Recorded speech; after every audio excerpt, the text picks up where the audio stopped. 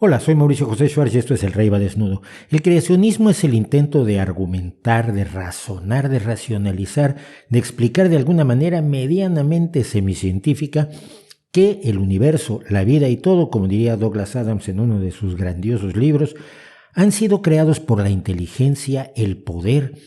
la decisión voluntaria y el objetivo planteado por un ser superior, una inteligencia superior, un dios o varios dioses, una entidad que lo puede todo y que está incluso mucho más allá del universo. Por supuesto que de esto no hay ninguna prueba, pero el creacionismo no tenía ni siquiera necesidad de existir antes de que aparecieran la ciencia y el método científico hace 400 años. Antes de ese momento, las religiones, cada una a su manera, se las arreglaban para explicar de manera satisfactoria para la gente cómo se había creado el mundo, cómo se había creado la vida y sobre todo cómo se había creado el ser humano, pues todas las religiones coincidían en que el ser humano era una creación especial, era algo singular, era algo maravilloso, era el favorito de los dioses incluso cuando se portaba mal, y que los dioses estaban muy atentos al momento en que nos mirábamos, al momento en que respirábamos, al momento en que íbamos al baño y sobre todo al momento en que nos íbamos a la cama, sobre todo si lo hacíamos acompañados. Esta ha sido una constante de las religiones en todas las sociedades, pero nadie lo cuestionaba de una manera especialmente intensa. Fue la ciencia cuando empezó a explicar el universo, cuando empezó a demostrar que el universo no se ajustaba a lo que decían los libros sagrados y sobre todo con el señor Charles Darwin, cuando éste explicó que las especies evolucionan y que muy probablemente el ser humano había sido también producto de la evolución, cuando las iglesias, las religiones se pusieron en pie de guerra. La idea de la evolución era inaceptable porque destruía totalmente los mitos generacionales del pasado, concretamente el más conocido quizás a nuestro alrededor, el libro del Génesis, aunque todas las sociedades en todos los lugares del mundo desarrollaron sus propios mitos generacionales. Así nació el creacionismo. El creacionismo, la necesidad de explicar en los mismos términos en que la evolución explicaba la evolución de las especies o en los mismos términos en que la física explicaba la creación del universo, pues la creación del universo, la vida y sobre todo, insisto, del ser humano. El argumento va así: si en un camino se encuentra un reloj, se entiende que un reloj mecánico, el argumento es de tiempos en que todavía no había relojes electrónicos. Al ver la precisión de las piezas, la forma en que engranan las distintas piezas del reloj y el objetivo que tiene, evidentemente, que es el de medir el tiempo, el de señalar la hora del día, uno razonablemente supondría que hay un relojero detrás de la existencia de ese reloj. Haciendo un símil, parten de la base de que si uno encuentra un ser vivo, un ser humano, debe suponer que hay una persona que lo creó por la enorme complejidad que tiene, por la precisión con la que se interrelacionan las distintas partes que lo componen. Aquí tratan de no entrar mucho en los defectos de la evolución que algunos biólogos han explicado de manera enormemente satisfactoria. La idea es que si uno se encuentra un ornitorrinco, debe suponer que alguien creó ese ornitorrinco con un objetivo. No es lo mismo que lo que creyeron los científicos de la Royal Society cuando recibieron el primer ornitorrinco disecado de Australia y decidieron que alguien les estaba jugando una broma pesada y había cosido partes de diferentes animales para crear ese horror monstruoso. Actuando muy bien y muy inteligentemente, los científicos de la Royal Society se negaron a aceptar la existencia del ornitorrinco hasta que llegó de Australia el primer ornitorrinco vivo y dijeron: ¡ay mi madre! Esto existe en realidad. Pero ni el ornitorrinco, ni los seres humanos, ni ninguno de los seres vivos que conocemos parece tener ninguna finalidad y tampoco parece haber sido creado por una inteligencia superior. Decía alguien que si esto es diseño inteligente, pues es un diseño bastante poco inteligente, considerando que los seres vivos podrían estar mucho mejor diseñados si alguien se ocupara en diseñarlos y no fueran el resultado de las fuerzas aleatorias y azarosas que inciden en la evolución. Las distintas presiones evolutivas, los cambios en el clima, los cambios geológicos, la aparición de otras especies, la llegada de otras especies o de otros grupos poblacionales a los alrededores donde se encuentra un determinado grupo poblacional, inciden en las presiones de selección que tienen los genes de un grupo determinado, y esos genes van siendo favorecidos por el medio ambiente para crear o desarrollar nuevas funciones a partir de las funciones antiguas. La mano no se creó para que podamos hacer neurocirugía, sino que fue el producto de una evolución que favoreció la capacidad de manipulación fina de los seres humanos o la capacidad de manipulación menos fina de otros primates o incluso de los lémures. El hecho de que podamos hacer neurocirugía con nuestras manos es un feliz accidente, pero nos daremos cuenta, si somos medianamente inteligentes, de que con nuestras manos no podemos volar, cosa que sí hacen los murciélagos. ¿Por qué? ¿Porque ellos fueron diseñados para volar? No. ¿Porque sus manos se desarrollaron de acuerdo a otras presiones de selección que fueron favoreciendo que se reprodujeran y sobrevivieran los que tenían más grandes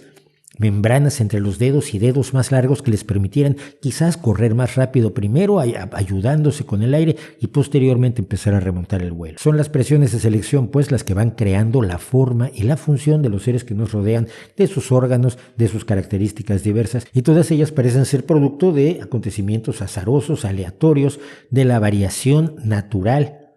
que provoca la reproducción y de la selección que distintas formas de presión a su alrededor en el medio ambiente provocan que una característica sea favorecida y se transmita más fácilmente o más frecuentemente o con mayor cantidad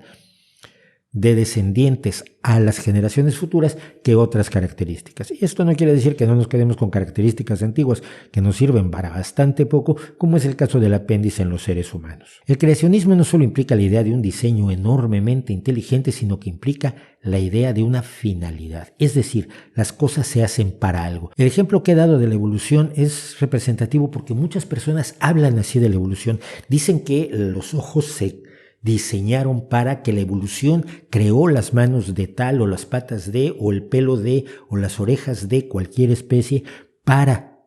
que cumplieran un objetivo en el futuro. Es como si la evolución fuera una señora con una bola de cristal y una capacidad infinita de crear cosas y viera cómo iban a ser en el futuro los seres a los que estaba impulsando en su evolución para que con una finalidad voluntaria diseñada por ella llegaran a ser el día de mañana aves, ratones, peces, reptiles, primates, ungulados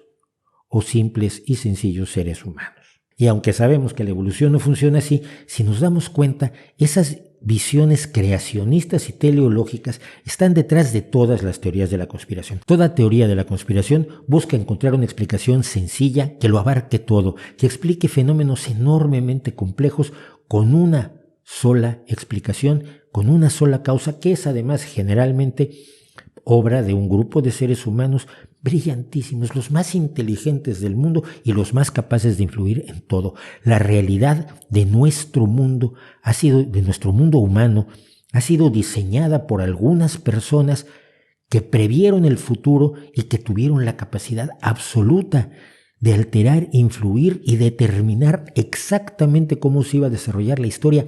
de todas las sociedades humanas para llegar a donde estamos. Es el tipo de explicaciones que se dan, por ejemplo, para el patriarcado, para el capitalismo, para el comunismo, para el sistema financiero internacional, para el comercio,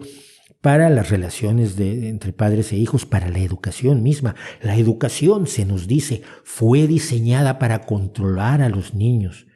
¿Es tú de verdad? Si nos remontamos a la historia de la educación, vemos que esa teleología, esa finalidad, esa malevolencia y esa precisión en el diseño de cómo iba a ser la educación para controlar a las masas, para solamente tener trabajadores, para que la gente siga siendo ignorante, para romper con la creatividad de la gente y todo aquello que nos presentan como la teleología de la educación, los distintos vendedores de su propia variedad de pedagogía, veremos que no es cierto. La historia no nos demuestra la existencia de eso, al contrario, la historia nos demuestra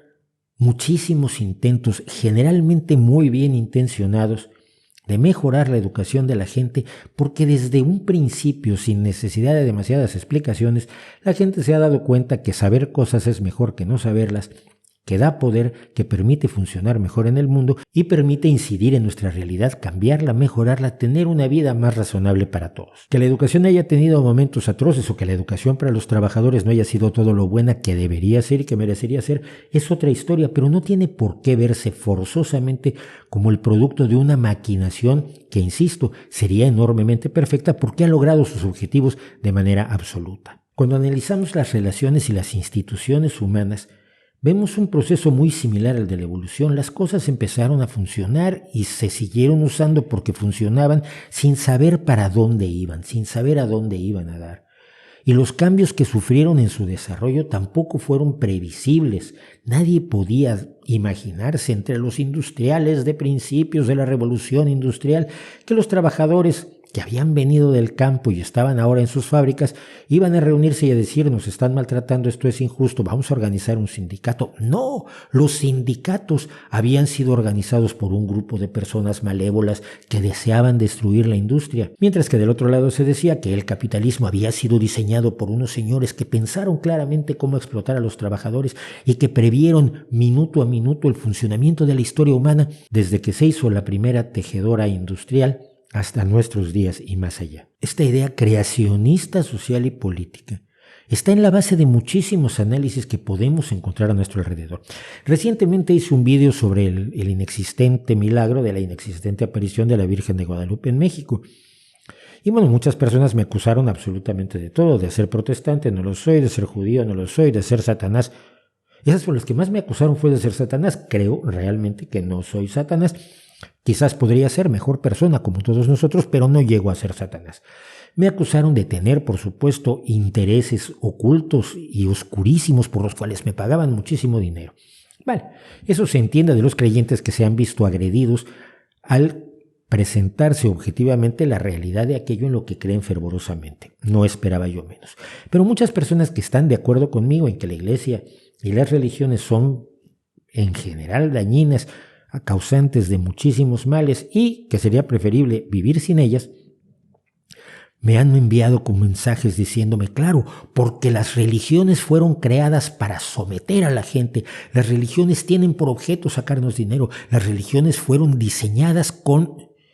Y yo leo estos mensajes y digo, ¿realmente esta gente cree que alguien se sentó un día con sus amigos en una cueva secreta y dijo, vamos a inventar un Dios y vamos a crear una iglesia con tales y tales características para poder dominar al pueblo y entonces eso lo vamos a usar después para desarrollarlo uniéndolo a otra religión para finalmente llegar al imperio del Vaticano en el siglo XXI? Hombre, es difícil de creer, sobre todo cuando uno ve precisamente